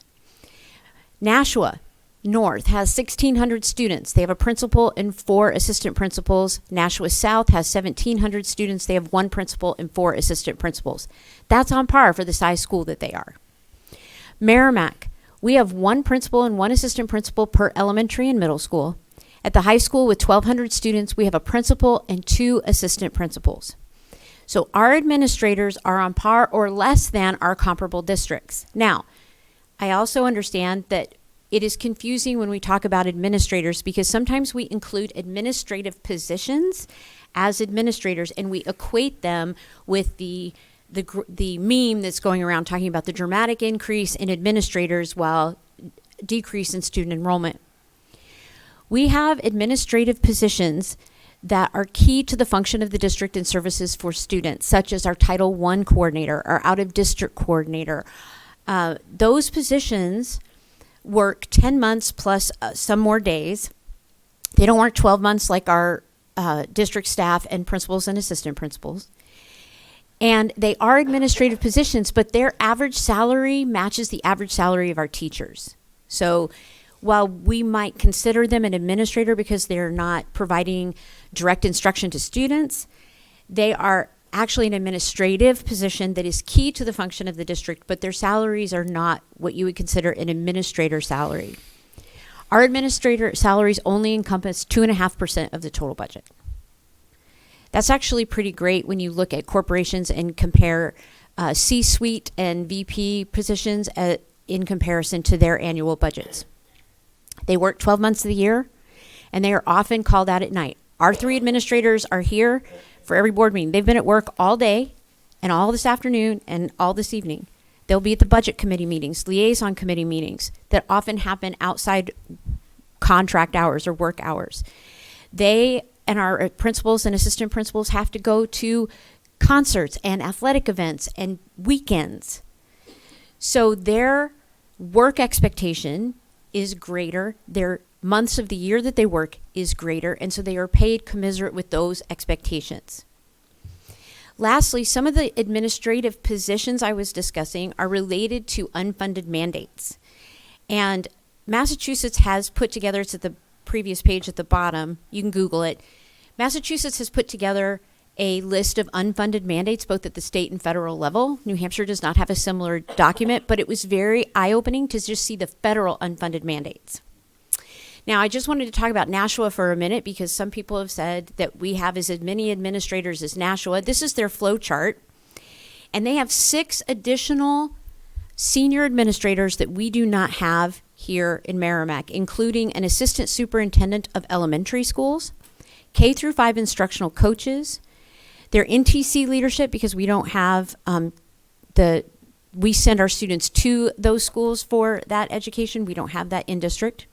They have a chief operating officer, a director of ELL, that's English language learners, and a director of communications. So we don't have 6 of those administrative. And I'm not criticizing Nashua for having them. I'm just pointing out that those are positions we actually have people doing because they're wearing multiple hats. Amy Doyle wears the hats of like 3 administrators.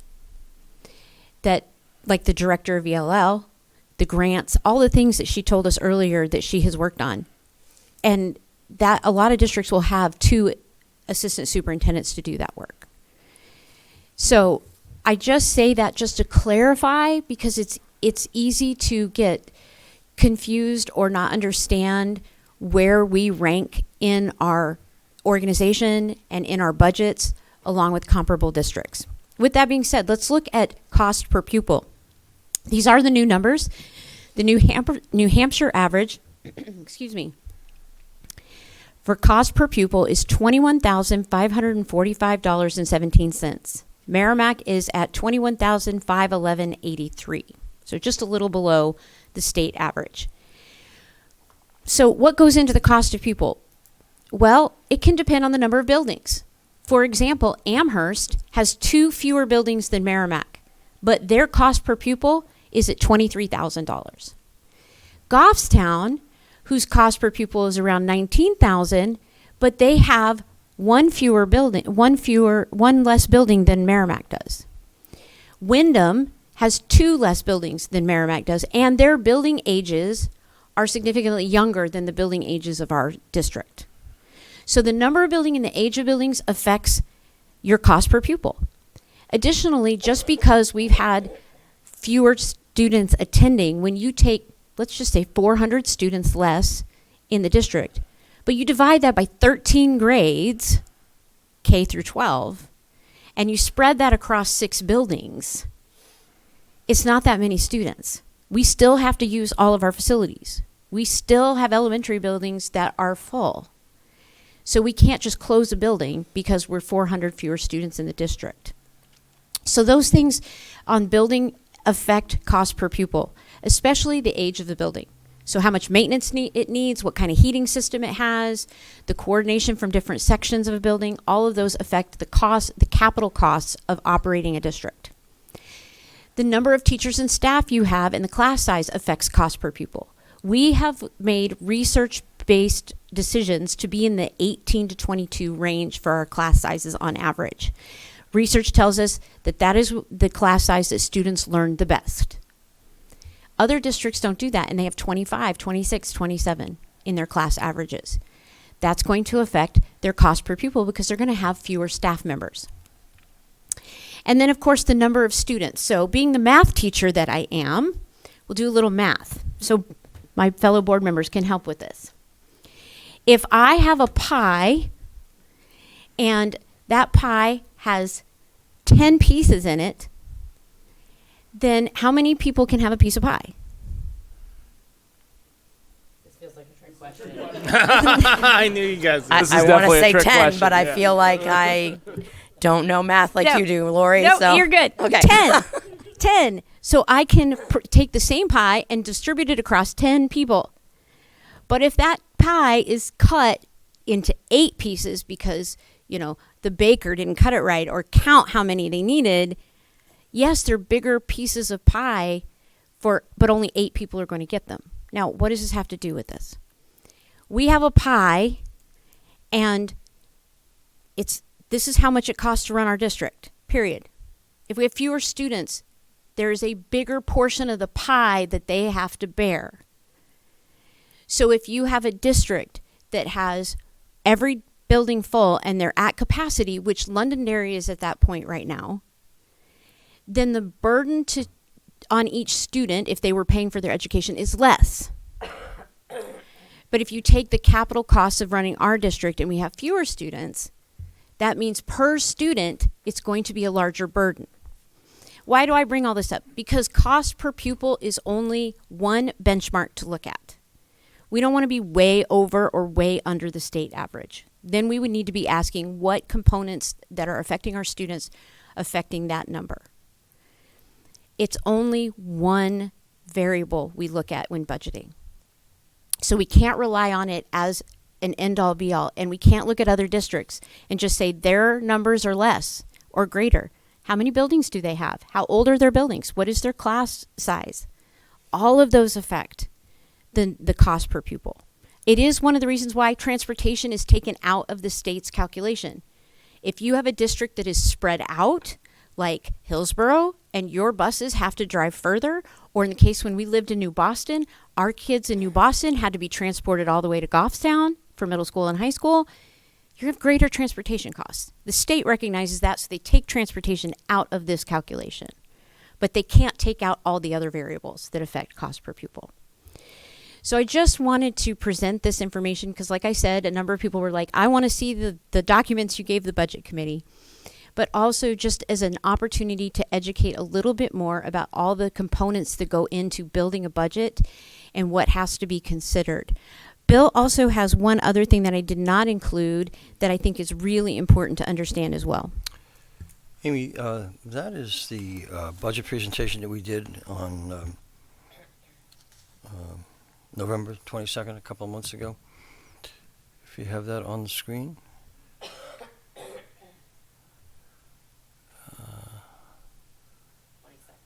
Yes, that was November 22nd. That's date modified. Yeah, try that one. Oh, yeah, there we go. Yes, that's it. If you can go to page 25, please. Or slide 25, I should say.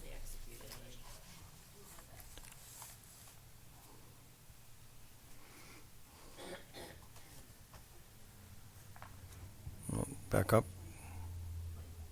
No, it's, let me tell you where to stop. Go back up, Amy, please. No, I'm looking for a horizontal bar graph. No, this one right here.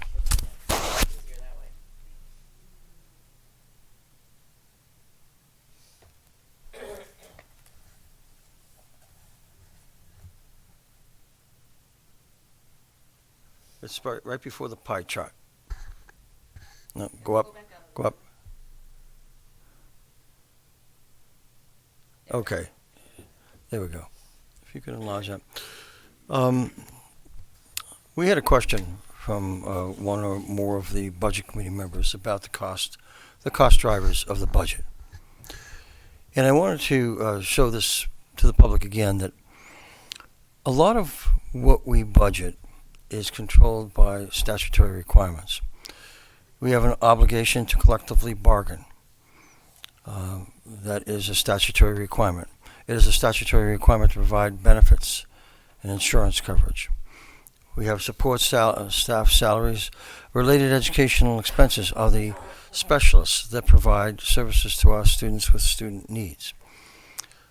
We have transportation costs. Now, the state requirement is that we have to transport students in grades K through 8 who live more than 2 miles away from their attending school. And that's measured generally in most states by the position of the home, the entrance, the driveway to the home, to the entrance to the school of attendance. We, like many other districts, choose to transport more students than the state minimum requirement because it is the safest way for students to arrive at school from the home and to be transported back home from school to home. So here's what I'd like to point out. If I go down, let's take a look at the columns on the left-hand side of this. Teaching and administrative salaries, collective bargaining issue. Support staff salaries, collective bargaining issue. Benefits and insurance, a statutory requirement. Let's take a look at, skip down a couple and go to related education services, which is the item that says 5.88% of the budget. Those are the specialists, once again, who provide, the OT, the PT, occupational therapist, physical therapist, speech therapist. All right. Underneath that is utilities. We want to run schools with electricity, with heat, with plumbing. We need a budget for utilities. Okay. If we skip a couple lines down again, transportation. Here's where transportation is 4.75% of our budget. But we choose to transport in a town with limited sidewalks, transport students safely from home to school and back home again in the afternoon. If we look at the outer district tuition, a couple of more lines down, 3.84%, another statutory requirement. All right? There are some students, the reality of it is there are some students for which we cannot provide adequate programming that require an outside placement to a specialized educational facility. If we take a look a couple more lines down, educational supplies, 1.13%. And then the following line, text and instructional media, 0.47%, and software that is necessary for technology, okay, that's another 0.72%. And if we add in technology, which is the 1.06%, we're at about 93%, a little over 93% of our budget that we have very little control over, leaving about 7% of our budget, and this is not unusual.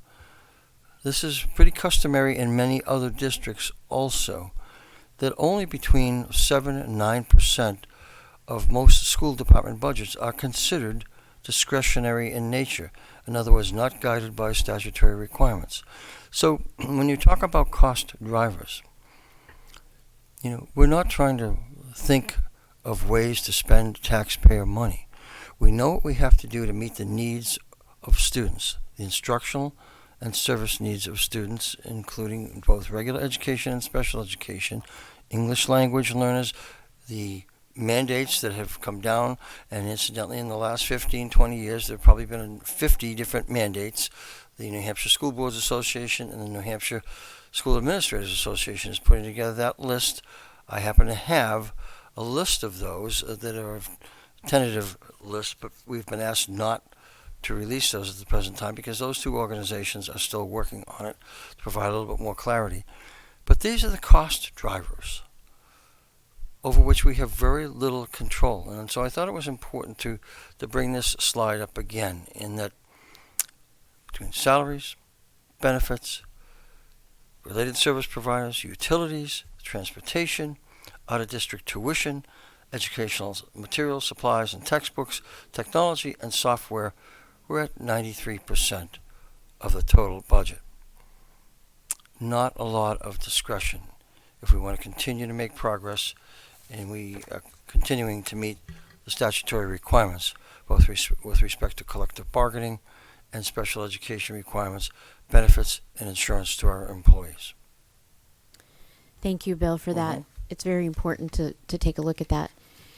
All of this to say is that both the school board and the budget committee have difficult but very important jobs to find the most fiscally responsible way to continue getting the progress and improvement in this district that we need to see. Our students are our future. They are the future taxpayers. They are the future tax base. And so we need them to be well educated so that they can move on to be productive community members, both here in Merrimack and in our state. It is not easy to put together a budget that is this large. And it is not easy to balance all of those things, because I hear the need for balancing the tax increases and how difficult it is. And I understand, I've seen it in my own escrow account, how that's grown since we bought our house in 2013 here in Merrimack. We are trying to find that balance as best we can. But if we go back to what we did before and the budgets of before, we're going to have the same results we had before. And I don't think there's anyone in this town that wants to see that. And as Naomi eloquently said, we are doing more with less. And that is quite a testament to our administration and to our faculty and staff. I'm going to open it up to the board for comments or questions. I just want to say thank you. Yeah, because, I think you did it all. I don't math like you do. And so your knowledge, I mean, truly, Lori, you said it really well. Your knowledge is such a contribution to this board. For such a time as this, actually, is the phrase that comes to mind. You really are integral in being able to really explain this. I mean, I have been deep in it for however many years, whatever, I've been on the board. And I've learned a lot along the way. But unless you're in it like that, as a community member, I don't know that I really would have stood a chance of truly understanding it at the level that I do now, without someone explaining it like that. And that is going to be so helpful, not even just for this year, but as going forward, as people in our community start to really understand these things so that they can make really informed decisions. And it helps them inform their vote. So, and then I think, it behooves us on the board to increase our modes of communication so that more and more and more people throughout town start to understand this, so that we can all move forward together with the understanding of how these things work. So I just want to say thank you. Even I learned a few new things, so I appreciate that. Well, that economics education is paying off, and I have to appreciate that Bill has a similar background. So, any other comments or questions? I'll just say thank you again. There's a lot of work and energy that went into that you did not have to do. And I think we are a better board because of it. And I think our folks who are paying attention to this are just that much more prepared to have these discussions than they were 15 minutes ago. So thank you. Well, and I think it's important to know that the PowerPoint that was up from Bill when he was talking about the horizontal bar graph, that is on the district website. And it has a lot of economic data in it that I think is important to understand. So you can check that out on the district homepage. All right, any other new business? Well, then we will move on to our last opportunity tonight for public comment on agenda items. If you would like to come speak, you can speak at the microphones at the back. State your name and address, and if you are a student, you never have to state your address.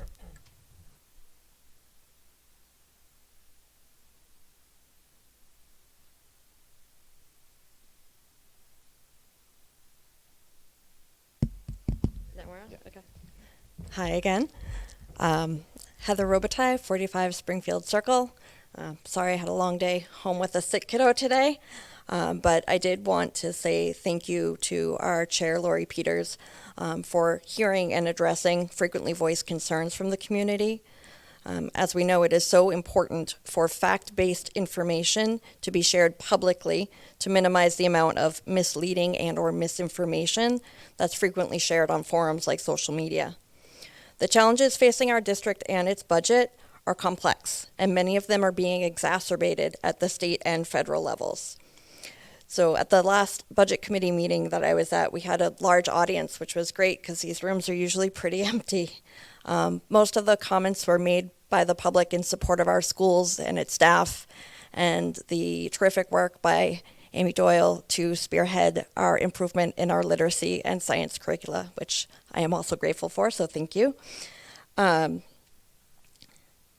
What I would want to encourage when we have so much public participation locally is for our community to reach out to our state representatives. We have 8 state representatives and a state senator, and if you have concerns about how your property taxes are being impacted, this comes from our state level, so this needs to be addressed by the state of New Hampshire.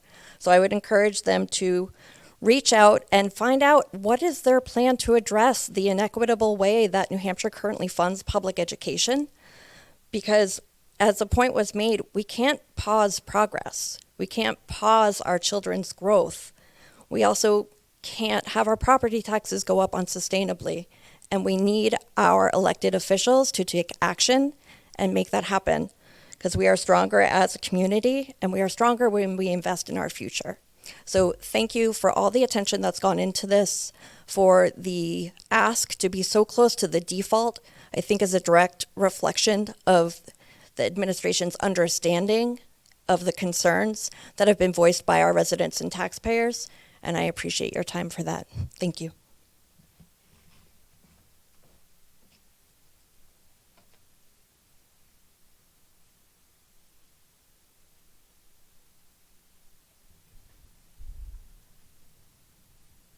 Once again, I want to thank the public for coming out tonight. We have several people who've joined us, so appreciate everyone who was here tonight.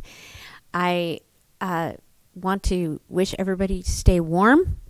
And with that, I will entertain a motion to adjourn. I make a motion to adjourn. Moved by Lori Rothaus. Second. Second by Ken Martin. All those in favor say aye. 500. Thank you and good night.